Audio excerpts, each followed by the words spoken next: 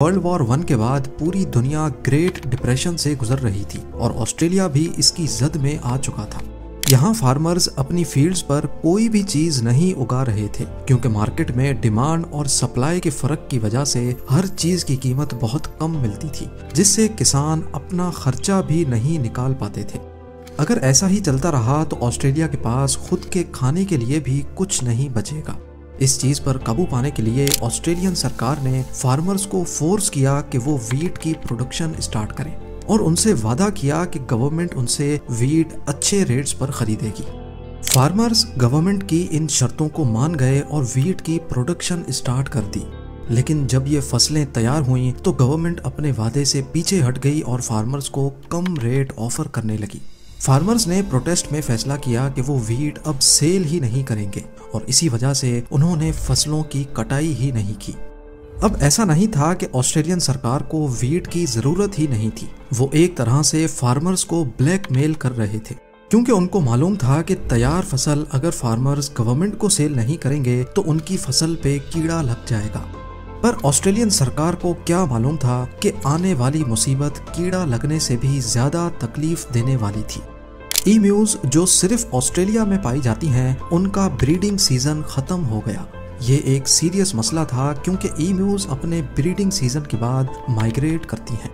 जब ईम्यूज inland areas से coast की तरफ माइग्रेट कर रही थीं, तो उनको वेस्टर्न ऑस्ट्रेलिया में तैयार वीट फील्ड्स नजर आईं।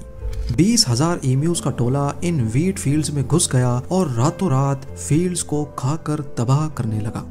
5.5 फुट लंबा और 45 केजी वजनी ये परिंदा एक दिन में 2 किलो तक खुराक आसानी से खा सकता है। अब 20,000 ईम्यूज एक बहुत बड़ा नंबर है और ये सिर्फ एक दिन में वीट के 20 से 25 एकड़ की जमीन तबाह कर लेते थे।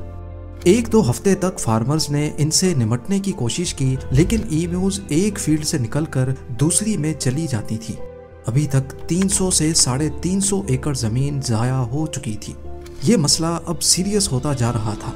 जब गवर्नमेंट को इस बात का इल्म हुआ तो उन्होंने फौरन एक्शन लिया और ईम्यूज से जान छुड़ाने के लिए सोच विचार शुरू कर दी।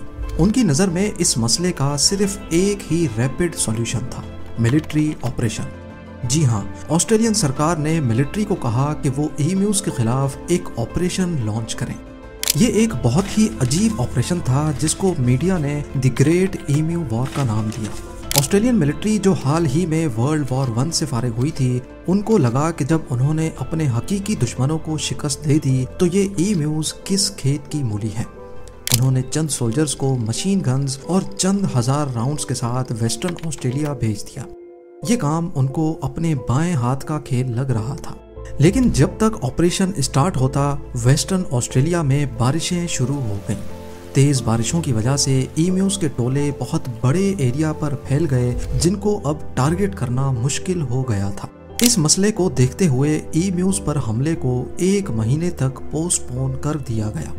2 नवंबर 1932 वाले दिन सोल्जर्स को रिपोर्ट मिली कि कैंपियंस नामी एक गांव में चंद ईम्यूज देखी गई हैं। जब तक सोल्जर्स वहां तक पहुंचते, लोकल्स ने ईम्यूज को इकट्ठा करने के लिए उन पर पथराव किया तो वो एक जगह जमा होने के बजाय उल्टा बिखर गई। आपको यहाँ बताते चलें कि ईम्यूज की टांगें बहुत स्ट्रॉन्ग होती हैं और वो हैरतअंगेज तौर पे 70 किलोमीटर पर आवर की स्पीड से भाग सकती हैं। सोल्जर्स ने बहरहाल इसी कंडीशन में ईम्यूज पे फायर खोल दिया।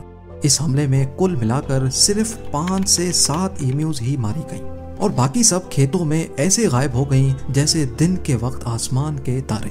पहला हमला बुरी तरह से नाकाम हुआ था। 20,000 में से सिर्फ 5-7 ईम्यूज की मौत इस मिलिट्री ऑपरेशन की पहली नाकामी थी। 2-4 दिन बाद सोल्जर्स ने फैसला किया कि वो अब खेतों में घात लगा कर बैठेंगे, ईम्यूज के करीब आने का इंतजार करेंगे और फिर फायर खोलेंगे। इस बार 1,000 के करीब ईम्यूज खेतों में दाखिल हुई। जब वो छुपे हुए सोल्जर्स के करीब आ गईं तो फायर खोल दिया गया, लेकिन इस बार किस्मत ने उनका साथ छोड़ दिया। अभी 2 दर्जन ईम्यूज ही मरी थीं कि मशीन गन जैम हो गई। इससे पहले कि मशीन गन को ठीक किया जाता, सारी ईम्यूज दोबारा से खेतों में गायब हो गईं। मिलिट्री ऑपरेशन का दूसरा हमला और इसमें भी शर्मनाक नाकामी। اب تیسرے حملے کے لیے سولجرز نے کیمپین سے ساؤتھ میں جانے کا فیصلہ کیا جہاں زیادہ تعداد میں ایمیوز موجود تھی۔ اگر سولجرز کو کوئی سکسیس ملنی تھی تو وہ یہیں پر مل سکتی تھی، لیکن اس بار انہوں نے ایمیوز میں ایک بہت دلچسپ چیز نوٹس کی۔ انہوں نے دیکھا کہ ایمیوز الگ الگ گروپس میں ڈیوائیڈڈ ہیں اور ہر گروپ کا ایک لیڈر ہے جو ایک طرح سے ان کی رکھوالی کر رہا ہے۔ باقی ساری ایمیوز ویٹ فیلڈز کو کھانے میں مصروف رہتی، لیکن وہ لیڈر اپنی نظریں آنے والے خطرے پر جمائے رکھتے۔ جیسے ہی سولجرز کے آنے کی بھنک پڑتی، وہ لیڈر ان ساری ایمیوز کے گروپس کو وہاں سے بھگا دیتے تھے۔ اب سولجرز ان کا پیچھا کرتے کرتے تھک چکے تھے۔ ان کو ایمیوز کے خلاف یہ جنگ بھاری پڑ رہی تھی۔ جیسا کہ جنگوں میں ہوتا ہے، جب دشمن ایک طریقے سے قابو نہ آ رہا ہو تو اسٹریٹجی چینج کرنی پڑتی ہے، اور آسٹریلین ملٹری نے بھی ایمیوز کو سبق سکھانے کے لیے اپنی اسٹریٹجی چینج کرنے کا فیصلہ کیا۔ اب انہوں نے پلان بنایا کہ وہ مشین گن کو ایک گاڑی کے پیچھے انسٹال کریں گے، ایمیوز کے جھنڈ میں تیزی سے گھسیں گے اور پھر چلتی ہوئی گاڑی سے ہی بھاگتی ہوئی ایمیوز پر فائر کریں گے۔ پر جیسا وہ سوچ رہے تھے ویسا شاید اصلی جنگ میں تو ہوتا ہو، لیکن یہاں دشمن بے شک نہ اڑنے والا ہی صحیح پر بہت چالاک پرندہ تھا۔ کیونکہ گاڑی کو رف فیلڈز پہ یعنی آف روڈ چلنا تھا، تو ظاہر ہے مشین گن آپریٹر کو بھاگتی ہوئی ایمیوز کا نشانہ لینا بھی کافی مشکل ہو رہا تھا۔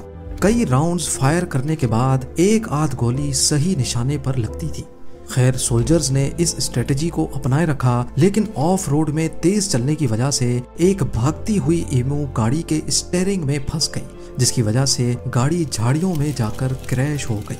اس اٹیمپٹ میں 2500 راؤنڈز فائر کیے گئے اور صرف 200 ایمیوز ماری گئیں۔ چوتھا حملہ اور نیو اسٹریٹجی بھی فیل ہو چکی تھی۔ آپریشن کو تھوڑے وقت کے لیے روک دیا گیا۔ کچھ ہفتے بعد آپریشن کو دوبارہ شروع کیا گیا اور اس بار حملہ تھوڑا بہت سکسیسفل تھا۔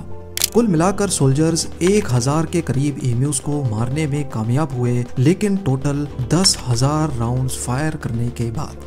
اس کا مطلب ہے کہ ایک ایمیو کو مارنے کے لیے 10 گولیاں فائر کی گئیں۔ جب یہ معاملہ آسٹریلین پارلیمنٹ میں اٹھایا گیا تو پولیٹیشنز نے ملٹری کی پرفارمنس پہ کافی اعتراض کیا۔ پولیٹیشنز کا کہنا تھا کہ اس پرفارمنس پہ اگر کوئی میڈل دینا ہو تو وہ ایمیوز کو دینا چاہیے، جنہوں نے 10 میں سے 9 گولیوں کو بڑی چالاکی سے ڈاج کیا۔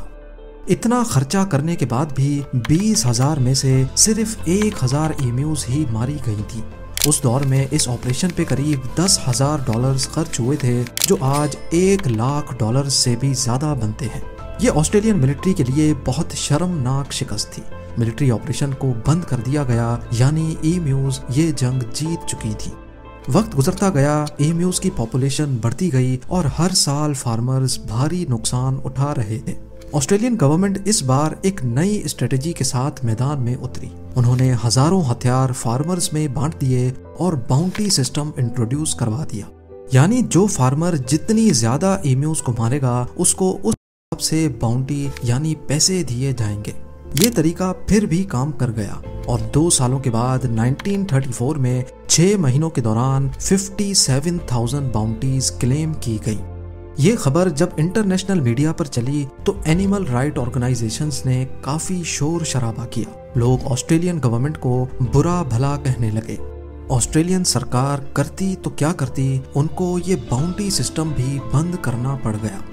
جو 1932 میں 20,000 ایمیوز کو قابو نہیں کر پا رہے تھے، آج آسٹریلیا میں ایمیوز کی پاپولیشن 6 سے 7 لاکھ کے قریب ہے، اور فارمرز اب اپنی فیلڈ کے گرد جنگلی جانوروں سے بچنے کے لیے فینس لگا کے رکھتے ہیں، جو کہ آسٹریلیا میں اب ایک کامن پریکٹس ہو چکی ہے۔ بے شک ابھی فارمرز کو آسٹریلیا میں جنگلی جانوروں سے اتنا خطرہ تو نہیں ہے، لیکن ایمیوز کے خلاف ہوئی یہ جنگ اتہاس میں ہمیشہ یاد رکھی جائے گی۔